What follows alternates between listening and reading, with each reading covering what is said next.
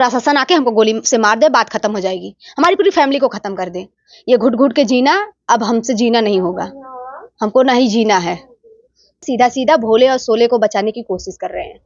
बड़ा और गंभीर आरोप है, एक मंत्री के ऊपर आरोप लगा रही है कि तो वो अपराधियों को बचाने में लगे हैं, घर में ठिकाना दिए वो हैं। कौन होते हैं ये प्रेम पसंद बताने वाले? हमने बोला था बोलने के लिए उनको? कौन होते हैं? बचाने की कोशिश क्यों कर रहे हैं? दुल्हा हत्याकांड को आज 16 दिन हो चुके हैं। 1 तारीख को घटना हुई थी और आज 16 तारीख है, 16वां दिन है।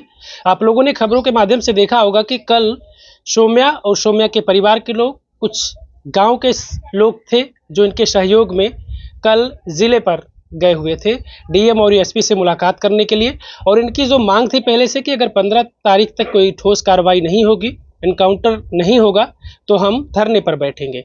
उसी को लेकर ये लोग घर से जब निकलते हैं तो इन्हें रोकने की कोशिश की जाती है, जैसा कि आप लोगों ने खबरों में देखा होगा। सबसे पहले तो सौम्या हमें ये बताएं कि सब लोगों ने देखा कि आप किस तरीके से वहाँ कल पहुँचती हैं, कितना संघर्ष करते हुए सारे रोकने की पूरी कोशिश की गई, और फिर वहाँ पहुँची तो वहाँ बातचीत क्या हुई? कुछ बातचीत ऐसी वहाँ पे अब कहा जा रहा है कि 1 महीने का उनको टाइम चाहिए।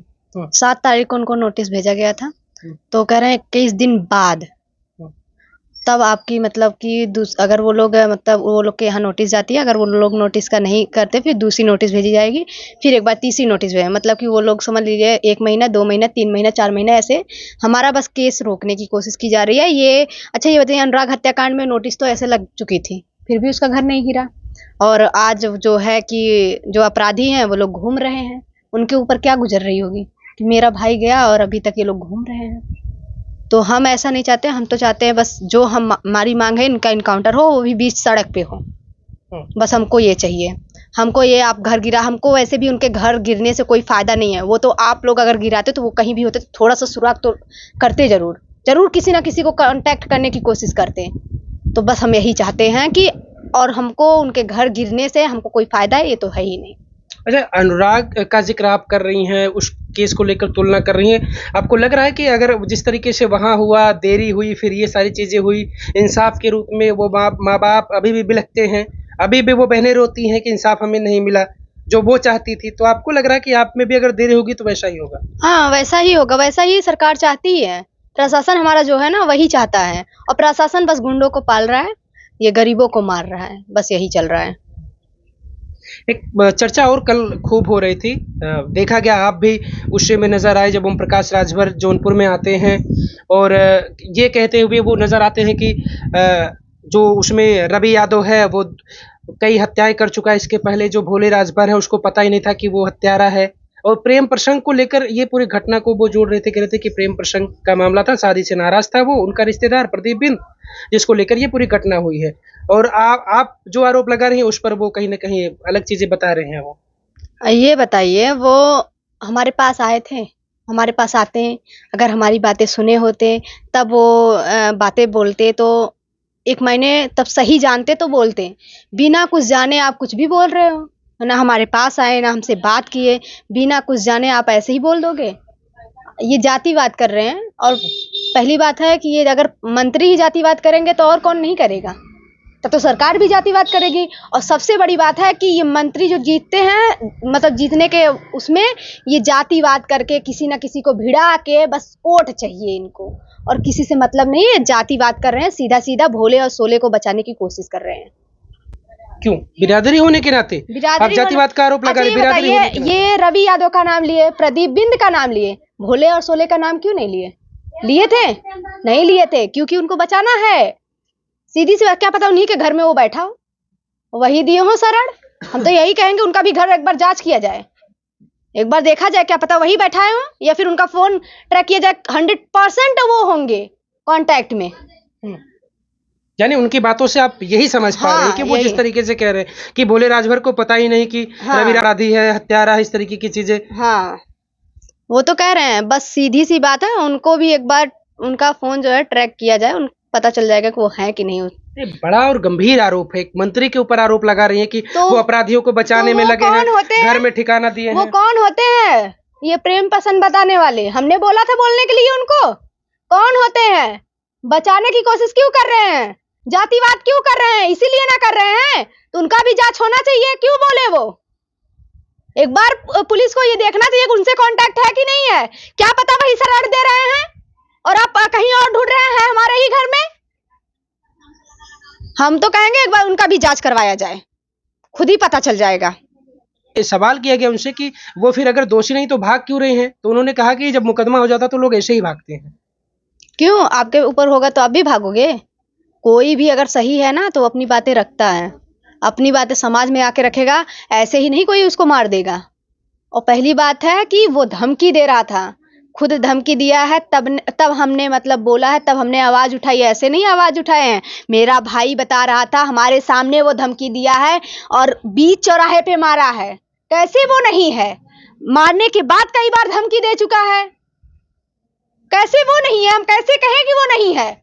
और आप यहाँ पे जातिवाद लाके आप उसको बचाना चाहते हैं, अपराधियों को बढ़ावा दे रहे हैं, अपने ही घर में पाल रहे हैं। सौम्या, बातचीत हो रही थी, एसडीओ सदर सामने खड़े थे, आपसे भी बातचीत हो रही थी, उन्होंने जिक्र किया कि 11 जो लोग हैं इसमें उनकी गिरफ्तारी हुई है।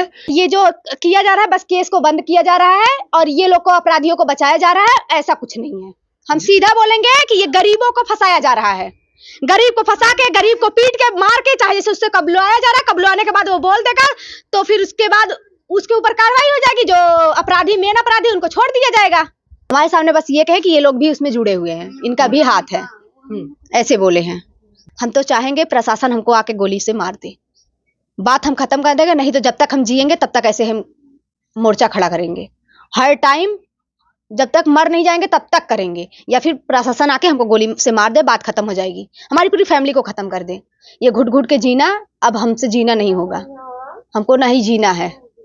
सौम्या, तमाम नेता आपके घर पर आए थे, हर लोगों ने कहा कि हम हर सहयोग आपके साथ खड़े होंगे, जो भी जरूरत होगी आप हमें बताइएगा। कल कितने लोग वहां मौजूद थे आपके साथ? वहां पे आप देखे ही होंगे कितने लोग थे, सब बस आश्वासन दिए थे, कोई आया नहीं था। फिलहाल मैंने भी ज्यादा लोगों को कांटेक्ट नहीं किया था। तो इस बार हम सोचे हैं जब 18 मई को हम जब जाएंगे वहां पे, तो हमारे पास जिनका भी नंबर है हम सबको कांटेक्ट एक बार करेंगे, फिर देखते हैं हमारा साथ कौन देता है, कि कौन टीआरपी यहाँ पे अपना बढ़ाने आया था, कौन क्या करने आया था, उस दिन पता चल जाएगा। कौन फोटो खिंचवा के बस अपना फेमस होने के लिए आया था कि हाँ हम भी अपने गरीबों के साथ हैं। आपके समाज के नेता मुकेश सहनी है जो बिहार से हैं, वो यहाँ पर कल आए हुए थे, प्रेस कॉन्फ्रेंस था, तो उनसे मुलाकात हुई थी आपकी? हाँ, उनसे मुलाकात हुई और फिर हमने उनसे कहा कि सर हमको योगी सर से मिलना है, तो उन्होंने कहा ठीक है, अगर आपको मिलना है तो ठीक है, हमसे क्या चाहते हैं। हम कहा सर कोई गाड़ी कर देते तो हम लोग यहाँ से चले जाते। जो उन्होंने गाड़ी करवाई वो गाड़ी को पुलिस प्रशासन रोक दी और हमारे साथ हाथापाई भी की। हाँ, अब रात में 12 बजे 1 बजे तक आप लोगों के साथ वहां भी जो चीजें पुलिस प्रशासन की मौजूदगी में, क्यों पुलिस प्रशासन आप लोगों को रोक रही थी और हमारे साथ हाथापाई भी हुआ है। हमारे पास वीडियो है, कहिए तो हम आप लोग को भेज देंगे, आप लोग वो भी डाल दीजिए। हाँ, एक सवाल और है, जब यहाँ अगर बात निषाद की आती है, उत्तर प्रदेश में अगर हम हैं तो निषादों के सबसे बड़े नेता हैं संजय निषाद। कल आप वहां जिक्र कर रही थी कि जब आपसे कुछ कांटेक्ट हो रहा था, बातचीत कुछ हुई, तो उन्होंने ये कहा कि हमें सोशल मीडिया पर गालियां मिल रही हैं, उसको हटवाओ आप, ये कह रहे थे। संजय निषाद खुद कह रहे थे। संजय निषाद हमसे खुद बोले हैं कि आप जो हमको फेसबुक पे गालियां मिल रही हैं उसको पहले हटवाइए। ये बताइए, हमने गाली आपको दिलवाया है? हम तो न्याय मांग रहे हैं, आप हमारे घर आए नहीं आए, करे सारा काम हम करवा रहे हैं और प्रशासन सब गाली हम ही को दे रहे हैं। हम बस आ नहीं पा रहे हैं, हम थोड़ा दूर हैं, यही सब बोल रहे थे। हम कहे सर अगर आप कर रहे हैं तो ठीक बात है, लेकिन हम गाली थोड़ी दिलवा रहे हैं, वो तो जनता दे रही है, तो हम कैसे बंद करवाएंगे उसको? वो आपके ऊपर है, कैसा काम कर रहे हैं तो जनता जैसा देखेगी वैसा बोलेगी। सो मैं इन सब सारी चीजों के बाद ये कुछ हुआ, अब इसके बाद अगला कदम क्या है? अगला कदम यही है, 18 मई को हम जाएंगे फिर से यहाँ एसपी कार्यालय, डीएम कार्यालय, वहां से हम डायरेक्ट योगी जी के पास जाएंगे।